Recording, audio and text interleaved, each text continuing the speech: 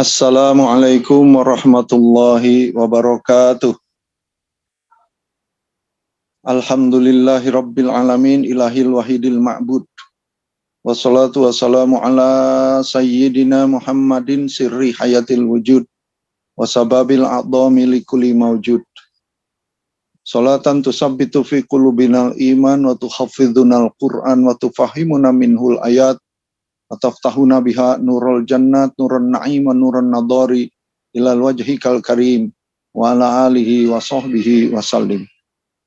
Subhanaka la ilma lana illa ma'alamtana innaka antal alimul hakim. Wa la hawla wa la quwata illa billahil aliyyil azim. Rabbi srahli sadri wa yasirli amri wahlul uqdatam min lisani yafqahu qawli. Wa ba'du ilahi anta maksudi wa ridhaka matlubi a'tini mahabbataka wa ma'rifataka wa a'tini ma'aka abada. Di hadapan Guru Agung Syekh Muhammad Abdul Ghaus Al-Maslul, kita doakan beliau panjang umur, ditambah barakah karomahnya oleh Allah Subhanahu wa taala. Semoga barakah karomah itu juga sampai kepada kita selaku murid-muridnya. Yang saya hormati para wakil talqin yang hadir pada kesempatan ini, dan juga yang saya hormati koordinator acara Manakiban online sedunia ini, Ibu Susi, notaris. Dan juga yang saya hormati seluruh petugas, asatidz, hujaj yang hadir pada acara Manakiban pada sore hari ini. Sahabat-sahabat kita, saudara-saudari kita yang dari Amerika, Hong Kong, dan lain sebagainya, semoga semuanya dalam keadaan sehat dan selalu mendapatkan perlindungan dari Allah dalam segala aktivitas kita. Bapak dan Ibu sekalian yang saya hormati, kenapa saya ngomong semoga Allah selalu melindungi kita dalam segala aktivitas kita? Karena sesungguhnya pada setiap gerak dan langkah kita, di setiap aktivitas kita yang berjalan dari detik ke detik, kita tidak akan pernah terlepas dari apa yang disebut dengan hal yang mungkin saja menggelincirkan kita dari jalan yang lurus. Setiap saat, karena gerakan kita itu berjalan dari detik ke detik, maka setiap detik bisa saja setan masuk ke dalam hati kita dan kemudian menggelincirkan kita dari jalan yang lurus.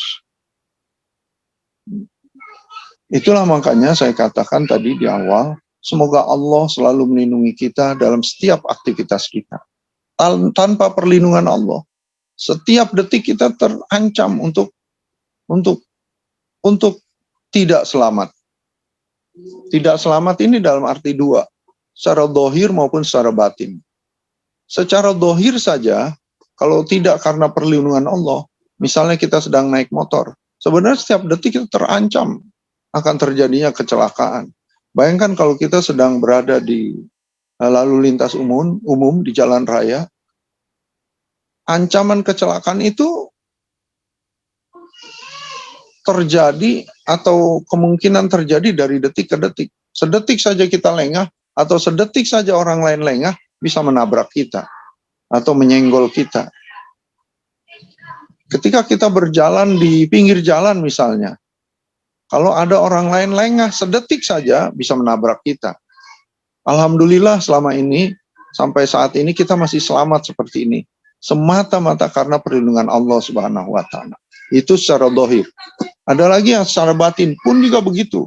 Karena iblis itu pernah berjanji kepada Allah, ketika iblis diusir dari surga, iblis berjanji, aku akan masuk menggoda anak cucu Adam, aku akan datang dari depan, belakang, kanan, kiri. Sehingga engkau tidak akan mendapatkan mereka dari golongan orang-orang yang bersyukur, termasuk golongan orang-orang yang bersyukur. Begitu. Artinya apa? Iblis selalu berusaha menggoda kita, masuk ke dalam kolbu kita, masuk ke dalam uh, ruhani kita dari detik ke detik. Itulah makanya kenapa ada zikir yang dari detik ke detik, yaitu zikir kolbu atau zikir khofi, dari detik ke detik. Lengah kita sedetik saja, maka masuk iblis ke dalam kolbu kita. Itu bayangkan, itu kalau kita lengah sedetik saja bisa masuk iblis itu. Bagaimana kita dalam keseharian kita, berapa detik hati kita kosong? Berapa detik hati kita kosong dari mengingatnya? Artinya apa? Kita semuanya ini sangat terancam keselamatan kita, baik secara dohir maupun batin. Secara dohir tadi sudah saya jelaskan. Ya. Kalau kita sedang menyetir mobil, keselamatan kita di jalan itu bukan tergantung diri kita saja, tetapi juga tergantung orang lain yang berlawanan arah dengan kita atau yang sama-sama berjalan di lalu lintas dengan kita. Ada saja seseorang yang lengah bisa nabrak kita, terjadilah kecelakaan. Begitu juga secara ruhani atau secara batin. Oleh karena itu di dalam surat Al-Fatihah, setiap kali kita sholat, kita selalu mengatakan, atau salah satu ayat dalam Al-Fatihah itu mengatakan, ihdinas siratal mustaqim, siratal ladzina an'amta alaihim, ghairil maghdubi alaihim waladdallin. Amin. Ihdinas siratal mustaqim. Tunjukkanlah kami ke jalan yang lurus, ya Allah. Jalan yang lurus yang bagaimana yang kita minta tunjuk dari Allah itu? Jalan lurus yang ihdinas siratal mustaqim, yang siratal ladzina an'amta alaihim. Yaitu jalan orang-orang yang telah engkau beri nikmat. Siapa orang yang telah diberi nikmat ini? Yaitu para nabi, para rasul, para nabi, para siddiqin, para syuhada, para solihin. Orang-orang yang telah diberikan kenikmatan. Apa kenikmatan itu? Yang dimaksud di situ apakah nikmat harta? Yaitu orang-orang yang banyak hartanya? Tidak. Apakah nikmat jabatan? Yaitu orang-orang yang jabatannya tinggi? Tidak. Karena banyak orang yang jabatan tinggi tapi jalannya tidak selamat. Karena banyak orang yang hartanya banyak tetapi tidak selamat. Tidak bahagia, resah, gelisah, susah, takut, dan lain sebagainya. Maka yang kita minta dari Allah adalah siratal ladzina an'amta alaihim, yaitu jalan orang-orang yang kepadanya engkau telah berikan nikmat. Nikmat apa itu? Nikmat dzikir. Nikmat selalu bersama Allah. Karena orang-orang inilah, orang-orang yang hatinya selalu berzikir inilah yang dikatakan mendapatkan nikmat yang sebenarnya. Kalau dia tidak mendapatkan nikmat dzikir, maka sesungguhnya belumlah mendapatkan nikmat yang sebenarnya. Tadi saya berikan contoh orang yang dapat duit banyak, nikmat tidak? Nikmat. Tetapi itu bukan nikmat yang sebenarnya. Karena duit banyak, uang yang banyak, harta yang banyak, bisa saja justru tidak membawa nikmat pada ujung-ujungnya. Nah, maka yang kita mau adalah kita diberikan petunjuk oleh Allah untuk sebagaimana Allah memberikan petunjuk jalan orang-orang yang telah Allah beri nikmat. Yaitu nikmat apa? Nikmat dzikir. Ujung daripada segala nikmat di alam dunia ini adalah dzikir. Dalam salah satu hadis dikatakan, sesungguhnya Allah melaknat seluruh isi dunia kecuali orang yang berzikir kepada Allah.